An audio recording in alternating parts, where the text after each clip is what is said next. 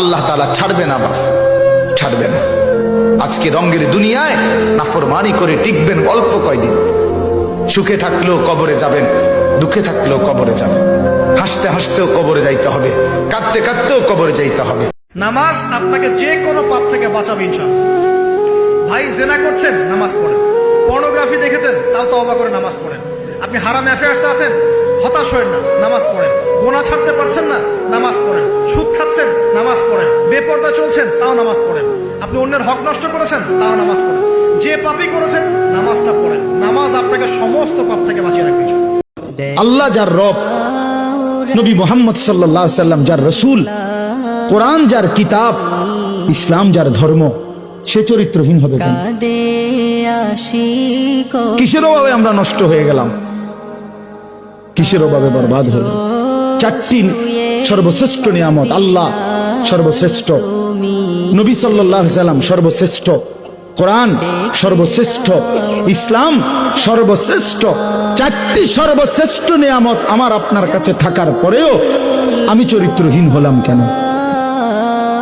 আমি বরবাদ হব কেন? আল্লাহ তাআলা আমাদেরকে ঈমানের দৌলত দিয়েছেন, মুসলমানের পরিচয় দিয়েছেন, একটি শ্রেষ্ঠ কিতাব কোরআন দিয়েছেন, শ্রেষ্ঠতম রাসূল দিয়েছেন। আল্লাহ তাআলা শ্রেষ্ঠ মালিক, ইসলাম আমার শ্রেষ্ঠ ধর্ম। আমি নষ্ট হব কেন? আমার ভাই বুঝছেননি আমার কথা? আহা দুনিয়া, হসপিটালে একদিক দিয়ে লাশ বের হয়, অন্যদিকে মিষ্টির প্যাকেট ঢুকে। কেউ কাঁদে, কেউ হাসে, কেউ কবরের দিকে রওনা দেয়, আবার কেউ নতুন দুনিয়ায় আগমন করে। এভাবেই তো চলছে দুনিয়ার খেলা। বেলা শেষে আমাদের একটাই ঠিকানা, ওই অন্ধকার কবর, যেখানে আপন বলতে কেউ থাকবে না, একমাত্র আপনার রব। মোবাইলের চার্জ চলে গেলে যতটুকু টেনশন আপনি করেন, নামাজ ছেড়ে দিলে ততটুকু টেনশন করেন না কেন? কথা বলেন ঠিক কিনা? ফেসবুক লক হয়ে গেলে আপনার টেনশনে খাবার দাবার বন্ধ হয়ে যায়। আপনি আমার নবীর সামনে দাঁড়াতে পারবেন? আপনি আল্লাহর সামনে কেমনে দাঁড়াবেন? আল্লাহ তো আপনার পক্ষে গিয়ে ফেরেশতাদের বিরুদ্ধে গিয়েছিল। আল্লাহ বলছেন, ইন্নী জাইলুন ফিল আরদি খলিফা, আমি জমিনে আমার খলিফা বানাবো, মানুষ বানাবো। ফেরেশতারা বলছে, আতাজালু ফিহা মান ইউফসিদু ফিহা ওয়া ইয়াসফিকু দিমা, আপনি কাদেরকে বানাবেন যারা জমিনে গিয়ে মারামারি কাটাকাটি করবে? তাদেরকে? আল্লাহ বলছেন, না, ইন্নী আ'লামু মা লা তা'লামুন, আমি যা জানি তোমরা তা জানো না। তো আজকের দিনে আপনি যদি বেহায়াপনা করেন, আপনি রং তামাশা করেন, আপনি ইহুদিদের মতো যদি চুল কাটেন, চোখ বন্ধ করতে এখন ভয় হয়, ঘুম যেতেই ভয় হয়। এই ঘুম যদি আর না ভাঙে, চোখ যদি আর না মেলে, এত গুনাহ নিয়ে কবরে কেমনে যাব মাওলা? হাসরের ময়দানে দাঁড়াবো কিভাবে? আপনার বন্ধুর কাছে সুপারিশ চাইবো কেমনে মাওলা? হাউসে কাউসারে পানি মিলবে কিভাবে? মা আজই মাফ করে দেন, এখনই মাফ দেন, আপনি মাফই করে দেন। আযাব দিলে আপনার কোনো লাভ নাই, মাফ করে দিলে আপনার কোনো ক্ষতি নাই।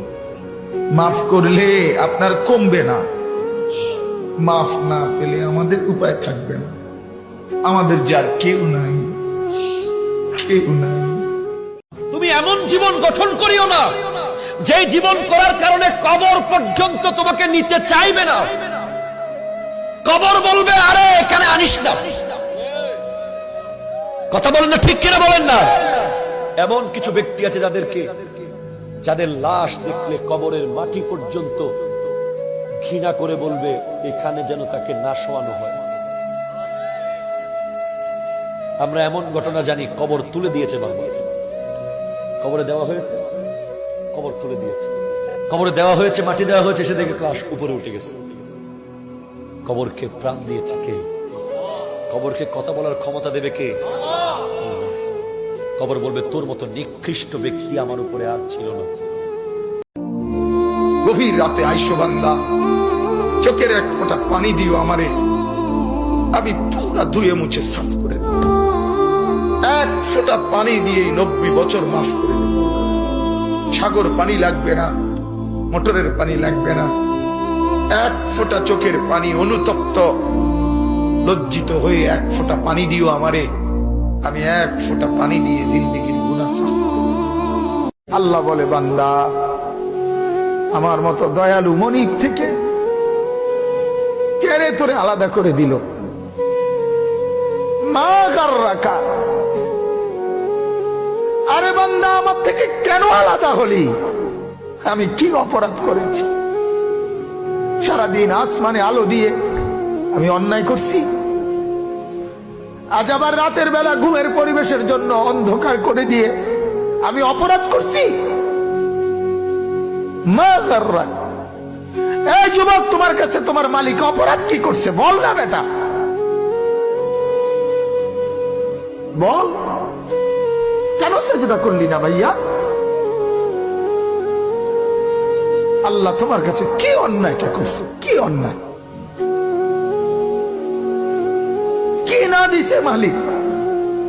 মা গাররাকা বিরাব্বিকাল কারীম। তোমরা ছেলেরাও মনে রাখো, ঈদ মানে নতুন কোন জুতা না, ঈদ মানে ইবাদত। ঈদ তার জন্য খোদার কসম নবীজি বলছে, ফারাহাতুন ইনদা ফিতরিহি, ঈদুল ফিতরের আনন্দ তো রোজাদারের বেটা। হারাম করে আবার ঈদের আনন্দ কি? সুদখোরের কোনো ঈদ নাই, ঘুষখোরের কোনো ঈদ নাই, মদখোর, নেশাখোর, ফুট্টাখোর, বাবাখোর, ডাইলখোর, হারামখোর, ইয়াবাখোর, এই সমস্ত অসভ্যের কোনো ঈদ নাই বেটা। তোর আবার কিসের ঈদ বেটা তুই? হ্যাঁ, বেহায়া নারী, বেপর্দা নারী রাস্তার পুরুষকে হাইটা হাইটা নিজের শরীর দেখাইছে, নাটক, সিনেমা, নর্তকীর নাচ গান দেখছে টেলিভিশনে, এমন অসভ্য নারীর কোনো ঈদ নাই। তোর আবার কিসের ঈদ বেটি? তুই ঈদ দিয়া করবা কি? তুমি সারা বছরে বেড়াই দাও, তুই সারা বছরই তো বাজারে আড়ো, তোমার আবার ঈদ কি? তোমার জুতা নতুন। ওই কপাল দিয়া বান্দা আমার কুদরতি কদমে সাজদা দিবে। এই কপালটার এত দাম, এই কপাল কুন ফায়াকুন বললে হয় না, এই কপাল ফেরেশতাদের হাতে বানাইলেও হয় না, আমি আল্লাহ নিজের হাতে বানাইছি। আল্লাহ পাক কই, আমি আল্লাহ দেখি জমিনে কেমন অন্যায় হয়, অত্যাচার কেমন জুলুম হয়, জমিনে কেমন অন্যায় হয়, অত্যাচার হয়, কেমন জুলুম হয়, কেমন গুনাহ হয়, আমি আল্লাহ দেখতেছি। আমি আল্লাহ দেখতেছি আমার নবীর নায়েবে রাসূল উলামায়ে কেরামের সাথে কেমন আচরণ হয়, সবই আল্লাহ বলেন আমি দেখতেছি। এরপরও আমি কেন নগদ ধরি না জানুনি? 4 শ্রেণীর কারণে। লাউলা মাশাইখ রুক্কা ওয়াল শাবাব খুশা ওয়াল আতফাল রুদ্দা ওয়াল আনআম রুক্তা। আল্লাহ বলেন 1 নম্বর হলো ওই বৃদ্ধ মানুষগুলি এখনো জমিনে এমন কিছু সাদা দাড়ি, সাদা চুল। আল্লাহ তুমি আমার মাফ করে দাও, আমি পাপী, আমি অপরাধী, আমার তুমি মাফ করে দাও, কবরে কান্দাও না। আল্লাহ মানুষের প্রথম বিপদ হলো মরণ, দ্বিতীয় বিপদ হলো কবর, তৃতীয় বিপদ হলো কিয়ামতের ময়দান। আল্লাহ একটার চাইতে একটা বড় বিপদ, তুমি আমারে মাফ করে দাও, আমারে তুমি ক্ষমা করে দাও আল্লাহ। ও আল্লাহ তুমি আমারে মাফ করে দাও। ইন্নাল হামদা ওয়ান নি'মাতা লাকা ওয়াল মুলক লা শারীকা লাক। বাংলাদেশ যেমন স্বাধীন করতে সাগর পরিমাণ রক্তের প্রয়োজন হয়েছে, ইসলামকে হেফাজত করতে শুধু 1 সাগর নয়, সাগর সাগর পরিমাণ রক্তের প্রয়োজন হয়েছে। আমার আল্লাহ বলে এই জমিনটা আমি পুরায়া তামা বানায় দিব। এই জমিনের মধ্যে যত পানি আছে পানিগুলো আমি আল্লাহ পুরায়া ছাই বানায় দিব।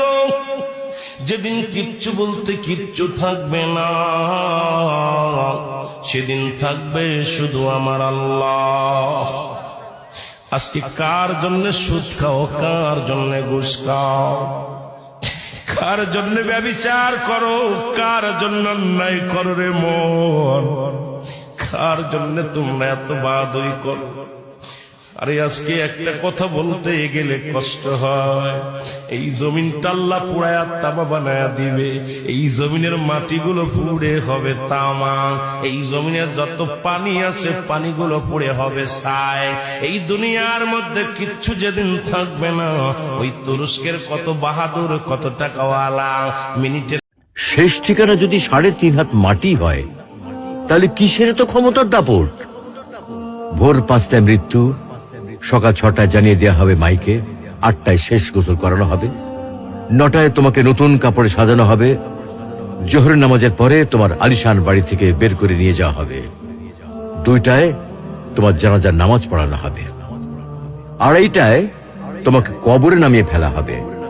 মাটি দেওয়া শেষ হয়ে গেলে কেউ তোমার জন্য দোয়া করবে আর কেউ চলেও আসবে। এই তো জীবনের শেষ আয়োজন।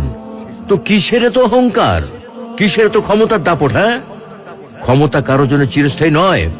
অন্যায় ভাবে কাউকে ঠকালে একদিন ঠিক নিজেকেও ঠকতে হবে, এটাই নিয়ম। হ্যাঁ, এটাই নিয়ম। ভোরের সূর্যোদয়ের আলোতে যে পৃথিবী আলোকিত হয়, সন্ধ্যার সূর্যাস্তে তা আবার হারিয়ে যেত দেখি। অসত্য দিয়ে সত্যকে কখনো ঢেকে রাখা যায় না। আল্লাহ আমার সৃষ্টিকর্তা, আল্লাহ আমার সবার কাছে প্রিয় যিনি, তিনি আমার রব। দুনিয়া করব সবাই আল্লাহর ইবাদত, দুনিয়া করব সবাই আল্লাহর ইবাদত, সব কিছুতে দিবেন তিনি তারি রহমত, সব কিছুতে দিবেন তিনি তারি রহমত। আল্লাহ আমার সৃষ্টিকর্তা, আল্লাহ আমার সবার কাছে প্রিয় যিনি, তিনি আমার রব। আল্লাহ আমার সৃষ্টিকর্তা, আল্লাহ আমার সবার কাছে প্রিয়। তোমার কাছে কিচ্ছু চাই না, আমাদের জীবনের গুণাগুলো মাফ করে দাও। এমন কোন গুণা নাই আমরা করি নাই, বুদ্ধি হওয়ার পর থেকে শয়তানের ধোকায় পড়ে কত গুণা করে ফেলেছি গো আল্লাহ।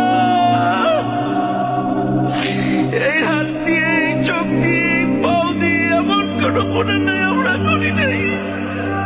আল্লাহ, তুমি মাফ না করলে কবরের আযাব সহ্য করতে পারবো না, তুমি যদি মাফ না করো জাহান্নামের আগুন সহ্য করতে পারবো না। আল্লাহ, আমাদেরকে তুমি মাফ করে দাও।